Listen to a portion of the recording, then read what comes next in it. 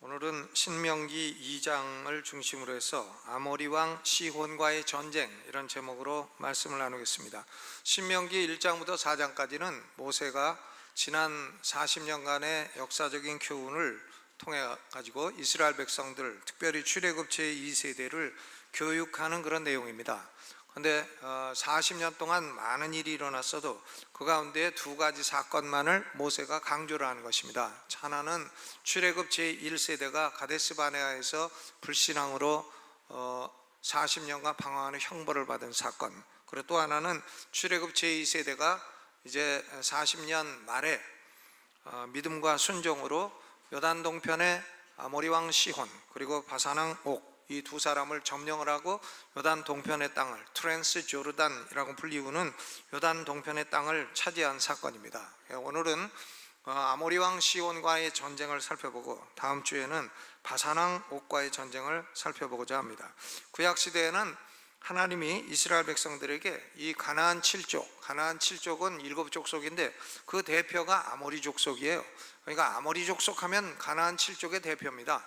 그런데 이 아모리 족속으로 대표되는 가나안 7족을 진멸하라고 명령하셨어요. 진멸. 그러니까 남자든 여자든 어른이든 애든 부녀자든 아이든 살려두지 말고 다 죽이라는 거예요. 진멸하라는 겁니다. 그래서 이 진멸하라는 동사가 히브리어로 하람입니다. 하람이고, 여기서 나온 명사가 헤렘이에요. 그래서 이 헤렘이라고 하는 것이 바로 거룩한 전쟁입니다. Holy War. 거룩한 전쟁의 특징은 원수를 어린아이부터 어른까지 하나도 남기지 말고 다 죽여야 된다. 이것이 거룩한 전쟁의 특징인 것입니다. 이 헤렘이라는 단어 자체가 멸절시킨다 라고 하는 의미를 가지고 있습니다. 그러나 이것은 구약시대의 얘기지 신약시대에는 더 이상 이런 물리적인 전쟁으로 거룩한 전쟁은 존재하지 않습니다. 월남전도 거룩한 전쟁이 아니고요, 이라크 전쟁도 거룩한 전쟁이 아니고, 아프가니스탄 전쟁도 거룩한 전쟁이 아니고, 또 트럼프가 와가지고 혹시나 북폭을 한다고 해도 거룩한 전쟁이 아닙니다. 신약시대에는 이런 진멸하는 거룩한 전쟁, 그런 것은 존재하지 않습니다. 이슬람들이 가끔 전쟁하면서 그것을 거룩한 전쟁이라고 그렇게 표현을 하고 지하드라고 표현을 하는데, 그것은 정신 나간 소리지 신약시대에 무슨 이렇게 진멸하는 전쟁이 있겠습니까? 그러니까 구약시대에 진멸하라는 거룩한 전쟁은 신약시대에는 영적 전쟁을 말하는 겁니다. 구약시대의 거룩한 전쟁은 예표이고 신약시대의 실체는 영적인 전쟁인 것입니다. 그러니까 지금은 어떤 전쟁도 거룩한 전쟁은 없어요. 전쟁은 다 거룩하지 않아요. 에베소서 6장 12절에 우리의 씨름은 혈과 육에 대한 것이 아니요 정사와 권세와 이 어둠의 세상 주관자들과 하늘에 있는 악의 영들에게 대함이라 그랬습니다. 그러니까 우리는 하늘에 있는 악의 영들과 대항하는 영적인 싸움을 하는 존재들이지, 지금은 물리적인 전쟁을 하는, 물리적인 전쟁을 거룩한 전쟁이라고 말하는 시대는 아니라는 말씀인 것입니다. 고린도후서 10장 4절로 5절에도 우리의 싸우는 병기는 육체에 속한 것이 아니요 모든 하나님 앞에서 견고한 진을 파하는 강력이라. 모든 이론을 파하며 하나님 아는 것을 대적하여 높아진 것을 파하고 모든 생각을 사로잡아 그리스도에게 복종케 하니 그랬습니다. 그러니까 영적인 전쟁이라고 하는 것은 모든 이론과 생각을 그리스도에게로 복종시켜 마귀가 만들어 놓은 견고한 진을 파괴하는 것입니다. 그러니까 하나님의 명령에 복종해서 아모리 족속이 만들어 놓은 견고한 진, 그것이 헤스본이에요. 헤스본을 점령하는 것, 이것이 바로 신약시대의 영적인 전쟁의 원리와 똑같은 것입니다. 그러므로 신명기 2장 아모리 왕 시혼과의 전쟁은 신약시대 영적 전쟁의 예표이고, 이것은 신약시대에도 이렇게 똑같이 물리적인 전쟁을 하라는 말씀은 아닌 것입니다. 이 신명기 2장에서 아모리 왕 시혼과의 전쟁에서 승리하는 비결은 신약시대의 영적인 전쟁에서 승리하는 비결과 똑같은 것입니다. 원리는 똑같은 것이에요. 단지 내용과 형식이 다른 것입니다. 자, 그러면 오늘 본문을 통해서 거룩한 전쟁, 헤렘에서 승리하는 비결이 뭔가 세 가지로 나누어서 생각을 해보고자 합니다. 먼저 거룩한 전쟁을 할 때에는 적이 누군가, 이것을 분명히 알아야 됩니다. 적이 누군가 알아야 전쟁하지, 전쟁하는데 피와 식별이 안 된다. 그러면 누가 누구하고 어떻게 전쟁을 합니까? 죽이고 보니까 아이고 우리 편이네 이러면 어떻게 전쟁이 됩니까? 적이 누군 줄 모르면 전쟁할 수도 없고 이길 수도 없고 질 수도 없어요. 이겼는가 하면 진 거고 졌는가 하면 또 뭐 진 거고 이제 그렇게 되는 거죠. 우리나라의 현재 문제는 뭔가 하면 저 북한이 우리의 적인가 우리의 형제인가 우리의 가족인가 우리의 적인가, 이게 사람들마다 다르다는 게 문제 아닙니까? 사람들마다 달라요. 그러다 보니까 북한은 우리의 형제라 하는 사람은 민족주의자가 되고, 북한은 우리의 적이라 하는 사람은 또 우파가 되고 해서 이 민족주의자와 우파가 지금 서로 갈등하고 있는 형세가 우리나라의 형세가 아니겠습니까? 그러니까 문제는 뭔가 하면 적이 누군가를 잘 모른다는 거예요. 적이 누구고 과연 저 적은 우리의 진짜 적인가, 이걸 잘 모르니까 헷갈리니까 이게 전쟁을 해도 이게 과연 옳은 전쟁인가 아닌 건가를 잘 모르는 상황이 돼 있는 것입니다. 그러니까 어떤 전쟁이든지 전쟁에서 이기려면 적이 누군가를 분명히 알아야 되죠. 적이 누군가. 그렇습니다. 지금 하나님이 이스라엘 백성들에게는 적이 누군가를 분명하게 말씀하시는 거예요. 지금 이 신명기 2장 1절로 23절 우리가 읽은 본문 그 앞부분은 뭔가 하면 이스라엘 백성들이 이제 출애굽 제2세대가 두 번째로 가데스 바네아에 도착을 했어요. 그래가지고 에시온 게벨 아카바마 안에 있는 항구 도시인 에시온 게벨까지 일단 내려갔다가 거기서 다시 북쪽으로 올라갑니다. 지도를 한번 보여주세요. 지도가 제대로 된 지도가 없어서 제가 그린 건데 저 그린 게 제대로 됐는지 모르겠습니다. 저게 제가 그린 지도인데 이 요단강 동편에요 강이 4개가 있어요. 이 강 이름이 참 잘 안 외워집니다. 강 이름 잘 안 외워지죠. 한강은 간단하니까 잘 외워지는데 저 이스라엘 강들은 잘 안 외워져요. 요단 동편에 보면은 호수가 2개 있습니다. 큰 게 북쪽에 갈릴리 호수 있고 남쪽에 이제 사해 호수인데 워낙 크니까 바다라 그러죠. 사해 바다라 하는 게 이제 2개가 있고, 사해 바다 맨 아랫부분에 이제 세렛 시내라는 게 흐릅니다. 저 시내가 강이 저렇게 직선으로 흐르나 그렇지 않죠. 꼬불꼬불 흐르지만 이해를 돕기 위해서 직선으로 그린 거예요. 저 세렛 시내가 맨 밑에 있습니다. 무슨 시내라고요?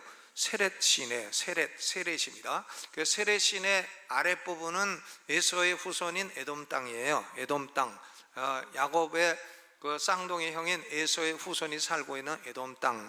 그 세렛 시내를 건너게 되면 모압 땅이에요. 모압은 누군가 하면 아브라함의 조카 롯의 후손들이죠. 모압 땅. 그래서 모압 땅에서 사해바다 그 가운데를 지나가지고 동쪽으로 흐르는 강이 아르논 강입니다. 아르논 강. 무슨 강이라고요? 저게 아르논 강이에요. 그러니까 세렛 시내는 에돔과 모압의 경계가 되는 거고, 또 모압은 세렛 강으로부터 시작해 가지고 아르논 강까지가 모압의 지경이 되는 것입니다. 저게 국경을 자연적으로 이루고 있는 것입니다. 그래서 저 아르논 강을 지나가게 되면 거기가 이제 아모리 사람의 땅이 되는 것입니다. 아모리 사람의 땅이 되고, 아모리 사람의 땅 우측으로는 롯의 다른 후손인 암몬 족속이 살고 있어요. 암몬 족속이 살고 있는데 이스라엘 백성들은 에시온 게벨로 내려갔다가 에돔을 지나 세렛 시내를 건너 모압 땅을 지나 아르논 강까지 가서 아르논 강 북쪽에 살고 있는 저 아모리 족속과 전쟁을 하고 있는 그런 모습이 신명기 2장인 것입니다. 그러면 맨 밑에 다시 보여줘요. 지도 끄지 말고. 맨 밑에가 세렛 시내, 그 다음에가 두 번째가 이제 아르논 강, 그 다음에 요단강이 쭉 흐르고 있는데 요단강 동편으로 흐르는 강이 야복강가예요. 야복강, 야곱이 기도했던 야복강, 그렇죠. 그리고 야복강 또 위에 올라가서 갈릴리 호수 그 옆으로 흐르는 강은 야르묵강. 그러니까 강이 4개가 있습니다. 저 강 이름 외우느라고 저는 아주 한 학기 고생했어요. 저 강 이름이 참 안 외워집니다. 세렛 시내, 그 다음에 아르논강, 야복강, 야르묵강 이렇게 되는 거예요. 그래서 경계를 볼 때에 세렛 시내 아랫부분은 에서의 후손이 사는 에돔 땅, 세렛 시내로부터 아르논 강까지는 모압 땅, 아르논 강 북쪽은 헤스본 왕 시온이 다스리는 아모리 족속의 땅, 그리고 또 야복강부터 저기 헬몬산까지는 바산, 바산 왕 옥이 다스리는 그런 땅이 되는 것입니다. 그런데 하나님이 말씀하시기를 저기 에돔 땅이나 모압 땅이나 암몬 사람들을 지날 때에는 그 땅은 한 평도 주지 않았으니까 그 사람들하고는 절대로 다투지 말라고 하셨어요. 에돔 사람과 다투지 말고 모압 사람과 다투지 말고 암몬 사람과 다투지 말라. 그들은 너희의 적이 아니다. 그들 땅을 지날 때에는 반드시 돈 주고 음식 사 먹고 돈 주고 물 사 먹고 그렇게 해라. 그런데 하나님이요, 이제 그 아르논강 북쪽에 사는 이 아모리 족속에 대해서는 아모리 족속이 이스라엘의 적이다. 이 신명기 2장 1절로부터 23절까지는 다투지 말라 싸우지 말라 다투지 말라 싸우지 말라 하던 하나님이 24절 딱 넘어오면서 아르논강 북쪽에 사는 아모리 족속과는 반드시 싸워서 반드시 다 죽이고 그 땅을 반드시 차지하라고 딱 명령을 하신 것이에요. 그러니까 하나님은 영적인 전쟁에서 이기려면 적이 누군가를 명확히 알라고 말씀을 하신 것입니다. 전쟁에서 피와 식별이 제대로 안 되면 그 전쟁은 절대로 이길 수가 없는 것입니다. 여러분, 우리 성도들의 영적인 전쟁은요, 혈과 육이 아니에요. 사람이 적이 아닙니다. 사람, 집안에서도 싸우는 사람은 시어머니의 적은 며느리고 며느리 적은 시어머니고 한데 시어머니하고 며느리하고 왜 적이에요? 다 한 가족이지. 형제끼리도 싸우는데 형제끼리가 왜 적입니까? 다 적이 아니죠. 우리의 씨름은 혈과 육에 대한 싸움이 아니다 이거예요. 우리의 싸움은, 성도들의 싸움은 하늘에 있는 악의 영들이라, 귀신들, 마귀와 그의 쫄개들인 귀신들, 악한 영들, 그것이 우리의 싸움의 적인 것입니다. 그러니까 우리는 총칼이나 주먹이나 이런 걸 갖고 싸움을 하는 존재가 아닙니다. 우리는 기도와 말씀으로, 어린 양의 피로, 예수 그리스도의 피와 기도와 말씀으로 싸워야 되는 것입니다.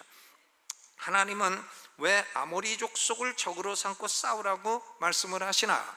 왜 23절까지는 다투지 말라고 계속 말씀하신 하나님이 아르논 골짜기를 건너서 헤스본 왕 아모리 사람 시온과는 반드시 싸우라고 말씀을 하시나? 하나님의 작전에 왜 변화가 왔나? Change of strategy, 작전에 변화가 왔어요. 하나님의 팔러시에 변화가 왔어요. 작전의 변화, 정책의 변화가 왔습니다. 왜 아모리 족속은 반드시 싸워서 멸절하라고 하셨는가? 우리는 아모리 족속이 어떤 족속인가를 알 필요가 있습니다. 먼저 아모리 족속은 누구의 후손인가 하면 노아의 증손자예요. 노아의 증손자. 노아가 아들이 셋 있죠. 셈과 함과 야벳, 아들 셋이 있는데 이 함의 아들이 가나안이고 가나안의 아들이 바로 아모리예요. 아모리 족속입니다. 창세기 10장 6절에 보니까 함의 아들은 구스와 미스라임과 붓과 가나안이요. 가나안이 함의 아들이에요. 또 창세기 10장 15절로 16절 보니까 가나안은 장자 시돈과 헷을 낳고 또 아모리 족속의 조상이 되었더라 그랬습니다. 그러니까 노아의 아들 함이 가나안을 낳고 가나안이 아모리 족속의 조상이 되었습니다. 가나안 7족의 조상이 되었고 가나안 7족의 대표가 아모리 족속이 된 것입니다. 여러분, 우리가 이 함이라고 하는 사람은 노아가 좀 약주를 과하게 잡수시고 홍수 후에 포도 농사를 지어가지고 포도주를 좀 너무 많이 잡수셔가지고 장막에서 그만 벌거벗고 주무셨잖아요. 그걸 함이 와서 보고서는 아비의 수치를 온 동네 다 얘기하고 다니고 해가지고는 노아가 술 깨서 화가 나서 함을 저주를 하는데, 이상한 것은 함을 직접 저주하지 않고 함의 아들을 저주했어요. 창세기 9장 25절을 보니까 이에 가로되 가나안은 저주를 받아 그 형제의 종들의 종이 되기를 원하노라 그랬습니다. 그러니까 아모리 족속은 노아, 즉 할아버지, 증조 할아버지에게 저주받은 가나안의 후손이에요. 할아버지에게 저주받은 후손이에요. 하나님이 저주하신 것도 아닙니다. 할아버지가 저주했어요. 그 할아버지가 저주한 사람이 누군가 하면 바로 가나안이고, 그 저주받은 후손의 자녀들이 가나안 7족, 바로 아모리 족속으로 대표되는 가나안 7족인 것입니다. 그러니까 이 사람들은 어떤 사람들인가? 바로 할아버지에게 저주를 받은 족속이라. 근데 창세기 10장 19절을 보면 이들이 차지한 땅이 팔레스틴 땅입니다. 팔레스틴 땅인데 가나안 7족이 차지했기 때문에 그 땅을 지금까지도 가나안 땅이라고 부릅니다. 가나안 땅. 왜? 가나안 7족이 차지했기 때문에. 사실 우리가 이 신명기도 모세가 지금 모압 평야에서 설교를 하는데, 이 모압 평야는요 사실은 모압 땅이 아니에요. 이게 아모리 족속의 땅입니다. 그런데 모압 평야라고 불러요. 왜 그러냐면 과거에 모압이 거기 살았기 때문이에요. 모압 평야라고 부르지만 지금 신명기에서 모세가 설계할 때는, 그때는 아모리 족속이 차지하고 있다가 이스라엘 백성이 빼앗은 땅이 모압 평야인 것입니다. 그런데 여기 보면 가나안 7족이 가나안 땅에 살고 있게 되었는데, 창세기 15장 12절로 21절까지 하나님이 아브라함을 깊이 잠들게 하신 중에 미래의 일을 예언을 하십니다. 아브라함의 자손은 이방 국가의 노예가 되어 400년 동안 괴롭힘을 당할 것이다. 근데 아모리 족속의 죄가 관영하게 되면 가나안 땅에서 아모리 족속으로 대표되는 가나안 7족을 쫓아내고 그 땅을 아브라함의 후손들에게 주시겠다. 그런 말씀이 창세기 15장에 이미 예언이 되어 있다는 말씀인 것입니다. 그래서 이스라엘 백성들은 애굽에 가서 400년 동안 노예 노릇, 종노릇을 했습니다. 그런데 그동안에 아모리 족속은 가나안 땅에 살면서 죄를 쌓고 쌓다가 드디어 관영하게 되었어요. 그러니까 죄가 풀로 차게 되었다. 풀로 차게 되었다. 그런 말이죠. 풀로 차게 되었다. 저는 한번 자동차 기름을 넣는데, 자동차 이제 기름 넣는데, 기름 넣는 사람이 저한테 물어봐요. 얼만큼 넣느냐? 그래서 이만큼 넣으라고 했더니 내 차가, 목사가 이게 뭐냐고. 야, 난 직사에 맞았네요. 아니, 이거 알아듣잖아요. 관영이죠. 관영하게 됐다. 이게 그런 의미입니다. 이 아모리 족속의 죄가 꽉 차게 되었어. 관영하게 되었어. 400년 동안 죄를 지어가지고 이게 꽉 차가지고 하나님이 아모리 족속은 이제 저 족속은 내쫓고 저것은 멸절시켜야 되겠다. 그리고 그 땅을 이스라엘 백성에게 주셔야 되겠다. 이런 계획을 하나님이 갖게 된 것입니다. 이 신명기 20장 16절로 18절을 보게 되면 하나님이 말씀하십니다. 오직 내 하나님 여호와께서 내게 기업으로 주시는 이 민족들의 성읍에서는 호흡 있는 자를 하나도 살리지 말라. 곧 헷 족속과 아모리 족속과 가나안 족속과 브리스 족속과 히위 족속과 여부스 족속을 내가 진멸하되, 진멸하라. 내 하나님 여호와께서 내게 명하신 대로 하라. 이는 그들이 그 신들에게 행하는 모든 가증한 일로 너희에게 가르쳐 본받게 하여 너희로 너희 하나님 여호와께 범죄케 할까 함이니라. 왜 아모리 족속을 거룩한 전쟁에서 하나님이 진멸하라고 하시는가? 이들은 가증한 일을 행합니다. 우상 숭배하고 가증한 일을 행하는데, 그 가증한 일을 자기들만 행하는 게 아니라 하나님의 백성을 오염시키기 때문이에요. 사람이요, 악한데 자기 혼자 악하면 벌도 자기 혼자 받아요. 그런데 악한 것으로 남을 오염시키게 되면 그러면 자기도 벌받고 오염된 사람도 벌받게 되지 않겠습니까? 그러니까 하나님이 이 아모리 족속을 왜 멸망케 하시나? 이 아모리 족속은 먼저 저주받은 족속이고 가나안의 후손이고, 그리고 아모리 족속은 400년 동안 하나님이 참아도 죄악이 풀로 다 차고 관영된 백성이고, 이 아모리 족속은 가증한 일을 행해서 하나님의 백성들을 오염시키는 백성이기 때문에 하나님이 이 아모리 족속은 진멸하라고 말씀을 하신 것입니다. 해서 가나안 7족과의 전쟁은 진멸전쟁, 거룩한 전쟁이 되는 것입니다. 아모리 족속의 왕은 시혼, 이름이 시혼이었고, 시혼이 세운 견고한 성은 사해바다 동북쪽 끝부분에 있는 헤스본입니다. 헤스본, 그러니까 헤스본, 아르논 강을 넘어서 야복 강가 아래에 있는 헤스본이었습니다. 헤스본 왕 시온과는 싸우라는 것이 하나님의 명령이에요.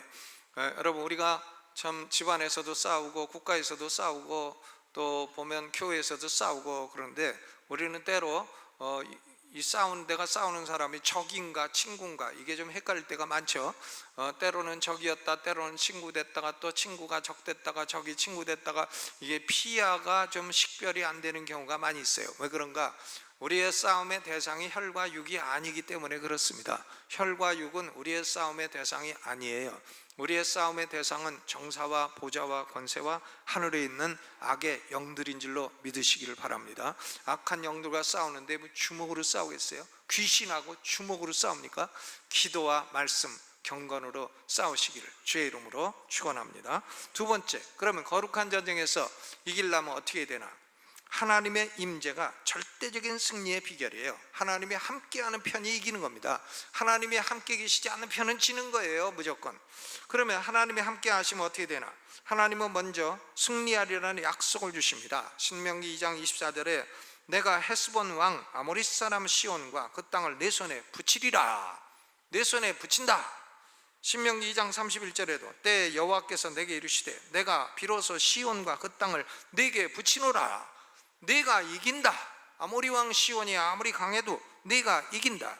너의 육체적인 능력, 너의 군사의 숫자와 너의 무력과 너의 경제력과 이런 게 그들보다 약할지라도 너는 이긴다.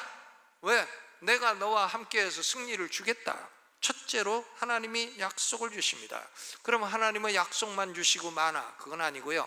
하나님은 이제 어떻게 하시냐면 이스라엘 백성들에게는 천사를 보내시고 아모리 족속에게는 왕벌을 보내. 왕벌 아시죠? 우리나라에서는 그걸 말벌이라 그래요. 말벌. 그러니까 저기 수양관 올라가면 말벌 많이 있어요. 그거 건드리면 한 대만 맞아도 병원 실려가 응급실 가야 돼. 그거 여러 대 맞으면은 잘못하면 아버지께로 가요. 이 말벌이 아주 겁납니다. 그러니까 말벌 한 대 맞으면은 하늘 가는 밝은 길이 내 앞에 있으니 찬송이 그렇게 되고, 말벌 10대 맞으면 주께로 가까이 주께로 가오니 찬송가가 자꾸 바뀌어지죠. 여러분, 이 하나님이요 이스라엘 백성들에게는 천사를 보내고 외적들에게는 왕벌을 보낸다 그랬어요. 출애굽기 23장 23절에 나의 사자가 네 앞에 가서 너를 아모리 사람과 헷 사람과 브리스 사람과 가나안 사람과 히윗 사람과 여붓 사람에게로 인도하고 나는 그들을 끊으리라. My angel, 내 천사가 너희에 앞서간다. 아멘. 여러분, 우리는 성도들인데요, 우리 성도들은 하나님이 다 수호 천사를 하나씩 붙여주셨어. 우리에게는 천사가 다 있어요. 이 천사가 다 있고, 여러분이 못된 짓을 하면 그 천사가 하나님께 가서 일러줍니다. 그러니까 못된 짓을 하고 살지 마세요. 이 하나님의 천사가 우리를 보호도 해줍니다. 보호해주고 때로 뭐 교통사고 날 위험해서도 우리의 생명을 건져주기도 하고, 하나님의 천사가 우리에게 하는 일이 많아요. 또 우리가 죽을 때 우리 영혼이 천국 가는 길을 모르니까 천국에 우리 영혼을 인도해 주는 거예요. 그게 하나님의 수호 천사들이 다 행하는 일인 것입니다. 하나님은 성도들에게는 천사를 보내시는 겁니다. 천사는 하나님이 부리시는 종들이에요. 천사는 눈에 보이지 않는 영물들이에요. 그래서 우리 성도들을 하나님이 성령도 우리 안에 와 계시고 천사도 보내시고 이렇게 도우십니다. 그런데 원수들에게는 뭘 보내시나? 왕벌을 보내. 왕벌. 출애굽기 23장 28절에 내가 왕벌을 네 앞에 보내리니 그 벌이 히위 족속과 가나안 족속과 헷 족속을 네 앞에서 쫓아내리라. 왕벌에 한번 쏘이면 아이고 그거 아주 어렵습니다. 요새는 보니까 참 벌도 위험하지만 개도 위험해. 개가요 위험합니다. 저는 가끔 가는 저기 그 된장찌개 먹으러 가는 집이 있어요. 한일관이라고. 한일관 유명한 그 음식점이죠. 예전에 명동에 있었고, 제가 고등학교 입학할 때 우리 큰아버지가 공부 잘했다고 입학했다고 학교는 좀 그런 데 들어갔는데 공부 잘했다고 그 한일관에서 그 갈비탕을 사준 적이 있어요. 명동에 있는 한일관. 근데 그 한일관이 이제 여기 그 압구정동으로 이사 왔죠. 이사 왔는데 그 한일관 주인 어른이 아파트에서 개 물려갖고 돌아가셨습니다. 그러니까 개를 조심하자. 이 사람이요 병 걸리면 낫지 않고 죽는 병이 있어요. 그게 뭔지 아십니까? 광견병이에요. 광견병은 낫지 않고 반드시 죽어요. 그러니까 저는 아주 제일 신방 가기 싫은 집이 개조심 붙여놓은 집이에요. 거기 갔다가 개 물리면 저거는 무슨 영권이 없어서 개한테 물려갖고 저렇게 돌아다니라 이럴 거 아닙니까? 아주 그러니까 그런 집은 아예 신방한 거예요. 개조심. 그 개는 참 애완견이면 기르시고 애완견 아닌 기타 다른 개 같으면은 얼른 저기 내다 파시든가 좀 잡수시든가. 이렇게 해주시고 그 개조심 붙여놓지 마시기를 바랍니다. 그렇죠. 근데 하나님이 뭐 이스라엘에는 그런 게 없으니까 왕벌을 보내신다. 왕벌을 보내시면 어떻게 되나? 왕벌을 보내시며 아모리 족속이 두 가지 마음을 갖게 되는데, 하나는 두려운 마음을 갖게 돼. 두려움이 오게 되는 거예요. 신명기 2장 25절에 오늘부터 내가 천하 만민으로 너를 무서워하며 너를 두려워하게 하리니 그들이 네 명성을 듣고 떨며 너로 인하여 근심하리라. 하나님이 대적들에게 두려움을 보내. 두려움을 보내. 그래서 사람이 두려움에 사로잡히게 되면 올바로 생각하는 능력이 없어지고 용기를 잃어버리게 되는 것입니다. 그렇죠. 이 환자들도 중환자실에 가면은, 중환자실 있잖아요. 거기 가면 이제 죽음을 바로 앞두고 있기 때문에 사람의 두려움이 극도에 달합니다. 극도에 달하게 되면 사람이요 헛소리를 많이 듣게 돼. 그 헛소리 듣는 게 선망이에요. 선망이 오게 되는데 뭐 어떤 별소리 다 들어요. 별소리 다 듣습니다. 그러니까 두려움이 오게 되면 별 헛소리도 들리게 되고 뭐 생각을 정상적으로 할 수가 없게 되고 그렇습니다. 용기를 잃어버리게 되고. 그러니까 두려워하는 군인들은 절대로 전쟁에서 이길 수 없어요. 그러니까 기드온이 전쟁할 때에 숫자 많은 거 소용없고 두려워 떠는 것들은 다 돌아가라, 다 돌아보내고 300명 용기 있는 사람만 딱 데리고 전쟁한 걸 볼 수 있지 않습니까? 두려움. 첫째, 하나님은 왕벌을 통해 가지고 이 아모리 사람에게 두려움을 보내었습니다. 그러나 하나님은 이스라엘 백성들에게는 두려워하지 말라고 말씀하십니다. 두려워하지 말라. 신명기 20장 1절 네가 나가 대적과 싸우려 할 때 말과 병과 민중이 너보다 많음을 볼지라도 그들을 두려워 말라. 애굽 땅에서 너를 인도하여 내신 네 하나님 여호와께서 너와 함께 하시느니라. 아무리 숫자가 많은 외적이 와도 두려워 말라. 아무리 무기가 많아도 두려워 말라. 하나님이 너와 함께 하시느니라. 하나님은 성도들에게는 내가 너와 함께 하니까 두려워 말라 말씀하십니다. 저는 어떤 목사님 설교할 때 그 예화를 아주 지금까지도 잊어버리지 못하는데, 초등학교 1학년 때에 동네 초등학교 3학년 깡패들이 자기를 때렸대요. 근데 자기 사촌형이 5학년 태권도 노란띠. 그래서 자기 사촌형한테 얘기했더니 태권도복을 딱 입고 노란띠를 딱 띠고 나와가지고 3학년 깡패들을 집합시키고, 얘가 내 사촌 동생인데 앞으로 얘 건드리면 너희는 태권도의 쓴맛을 볼 것이다. 딱 그러니까 아무도 안 건드리더래 그 다음부터. 그러니까 사촌형 태권도 노란띠 5학년만 함께해도 이런 역사가 일어나는데, 아니 하나님이 함께 하시면 무슨 역사가 안 일어나겠느냐 그러더라니까. 그렇죠. 태권도 노란띠. 노란띠는 그거 한 두어 달 다니면 등록만 하면 따는 건데, 그거 가지고도 그런 역사가 나타나고 5학년인데, 그런데 전능하신 하나님이 함께 하시는데 뭘 두려워하겠느냐. 여러분, 마음속에 두려움이 있으시면 두려움 다 버리시기를 주님의 이름으로 축원합니다. 그렇죠. 하나님이 아모리 족속에게는 두려운 마음을 먼저 딱 보내. 그 다음 두 번째 보내는 마음이 있어요. 하나님이 멸망시킬 대적들에게는 완악한 마음을 보내. 완고한 마음, 완악한 마음을 보냅니다. 거기에 30절을 같이 읽어보죠. 30절 시작. 헤스본 왕 시온이 우리의 통과하기를 허락지 아니하였으니 이는 너희 하나님 여호와께서 그를 네 손에 붙이시려고 그 성품을 완강케 하셨고 그 마음을 강팍케 하셨음이라. 오늘날과 같으니라 그랬습니다. 이 강팍한 마음, 완고한 마음, 완악한 마음, 이거 무슨 마음인가? 절대 타협이 불가하고 대화가 불가한 그런 마음인 것입니다. 그러니까 하나님은 아모리 족속에게 두려운 마음과 완악한 마음을 보내셨어요. 하나님은 적들을 거룩한 전쟁을 할 때에도 처음부터 막 다 죽이는 게 아닙니다. 처음부터 막 섬멸하는 게 아니에요.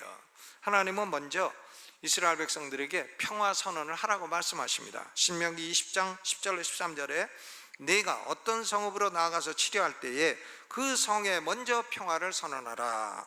그 성읍이 만일 평화하기를 회답하고 너를 향하여 성문을 열거든 그 온 거민으로 네게 공을 바치고 너를 섬기게 할 것이요 만일 너와 평화하기를 싫어하고 너를 대적하여 싸우려 하거든 너는 그 성읍들을 에워쌀 것이며 너는 칼날로 그 속에 남자를 다 쳐 죽이라 그랬습니다. 그러니까 거룩한 전쟁, 멸절시키는 전쟁도 처음부터 느닷없이 가가지고 막 다 멸절하는 게 아니에요. 처음에는 내가 전쟁하러 왔는데 나는 이기러 왔다. 나는 반드시 이긴다. 근데 너희는 우리하고 싸우겠느냐? 우리는 너희를 죽이길 원치 않으니까 우리에게 항복하겠느냐?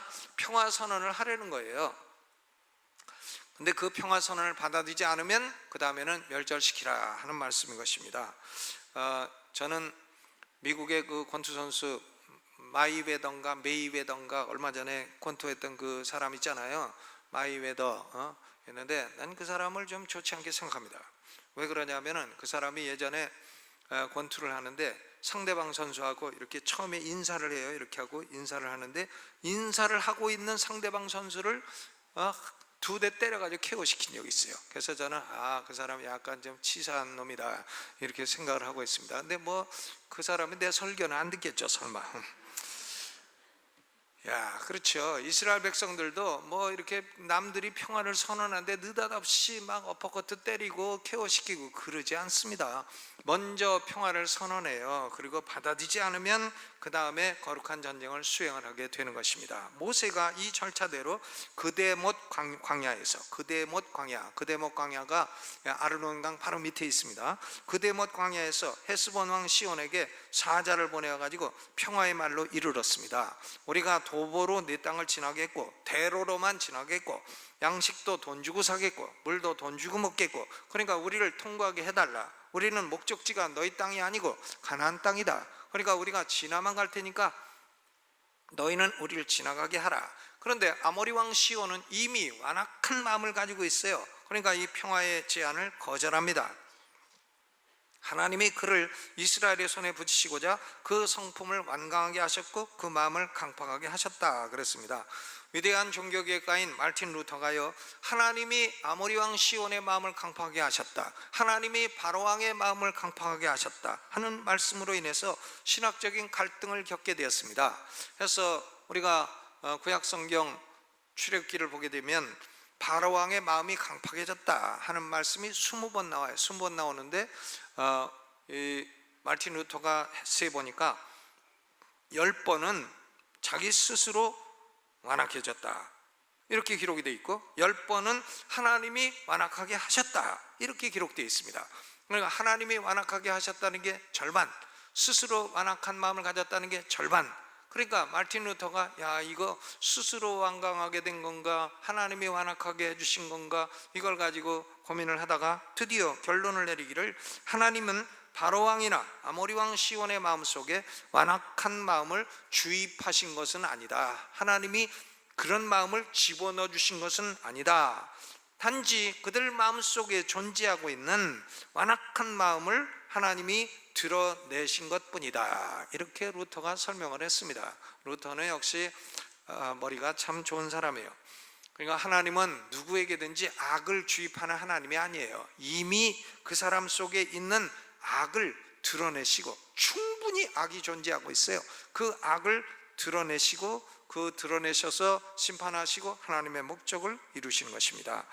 결국 아모리 왕 시온은 두려움과 완악한 마음, 두려운 마음, 완악한 마음 이 두 가지에 사로잡혀 가지고 전쟁을 하니까 아모리 왕 시온은 철저하게 패배했어요.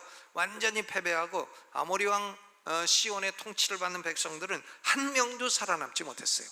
왜냐하면 아이라도 살려주면 나중에 커갖고 복수한다 하지 않겠어요?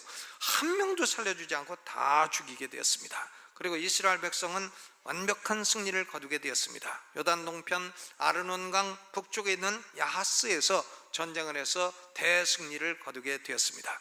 그러니까 이 영적 전쟁의 승리의 비결은 첫째로 적이 누군가 알라 하는 거고, 둘째로 하나님의 임재, 하나님이 함께 하시는 편에 서라 하는 겁니다. 여러분 누구 편에 서겠어요? 하나님 편에 서요? 반대하는 편에 서요? 하나님 편에 서야 돼요. 그렇죠? 하나님 편에 서야 됩니다. 옛날 남북전쟁을 할 때 미국에서 남군도 아버지 우리 편이 되어 주시옵소서, 북군도 아버지 우리 편이 되게 하여 주시옵소서.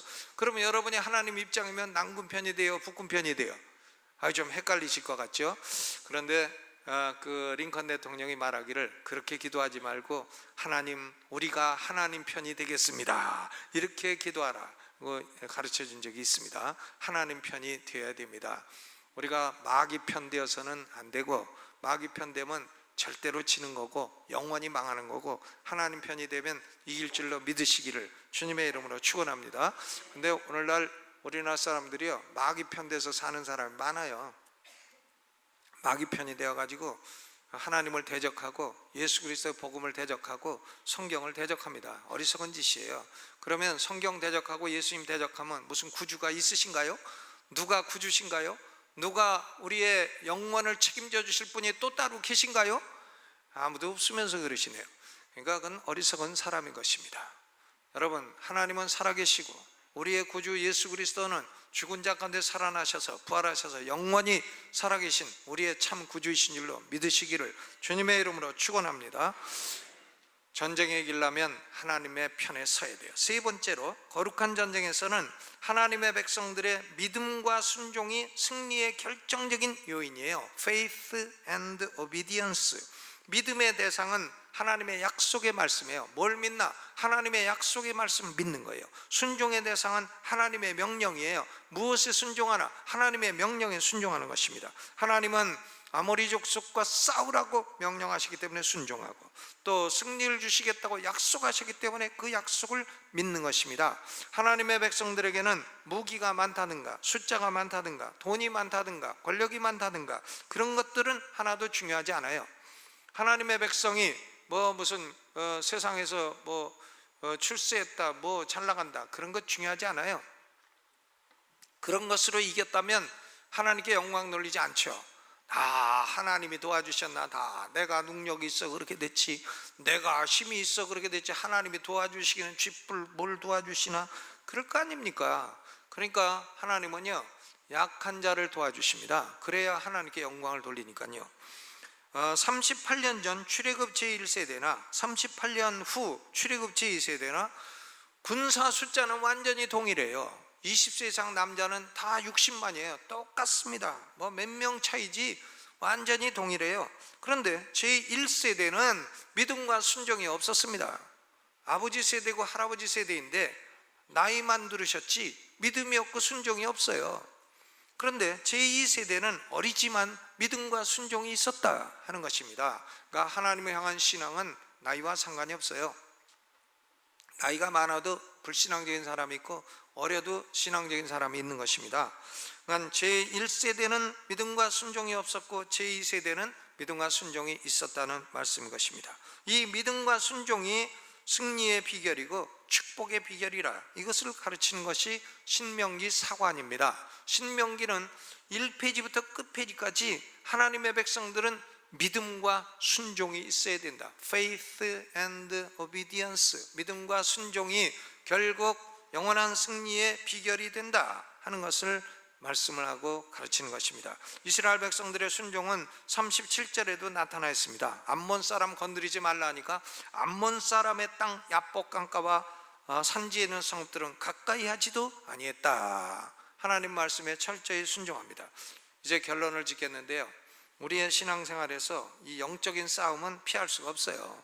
여러분이 하나님을 사랑하고 헌신하고 잘 믿어보려고 하면 마귀가 건드립니다. 집안에서도 건드리고요, 제일 가까운 사람 통해서 건드려요. 마귀가 건드리고요, 또 교회에서도 건드리고 나라에서도 건드리고 직장에서도 건드려요. 영적인 싸움이 일어나게 되는 것입니다. 나는 영적인 싸움 그런 건 몰라, 나는 한 번도 그런 거 해본 적이 없어, 그런 사람은요, 마귀도 건드릴 필요가 없는 그런 사람이에요. 그런 사람은 마귀도 신경 안 써요. 너는 있으나 없으나 하나님 나라에 아무런 도움이 안 되는 인물이라, 나도 바쁘다, 너 건드리기에는 내가 바쁘다 하고 안 건드리는 거죠. 마귀도 건드리지 않는 사람은요, 하나님 나라에 쓸모없는 존재예요. 하나님 나라에 쓸모있게 살고자 하면 반드시 이 세상에서 경건하게 살고자 하면 핍박이 있으리라 말씀하시잖아요. 핍박이 있으리라. 경건하게 살고자 하는 사람은 반드시 어려움을 겪게 되리라, 싸움을 겪게 되리라 하는 말씀인 것입니다. 영적인 싸움에서 우리는 어떤 편에 서야 되나? 믿음과 순종의 편에 서야 됩니다. 믿음이 없고 불신앙하고 불순종하는 편에는 절대로 서서는 안 돼요.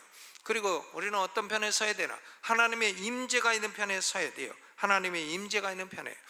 불순종하고 불신앙하는 사람들의 특징은 뭔가? 특징은 뭔가 하면 두려워하는 마음과 완악한 마음이에요. 완악한 마음.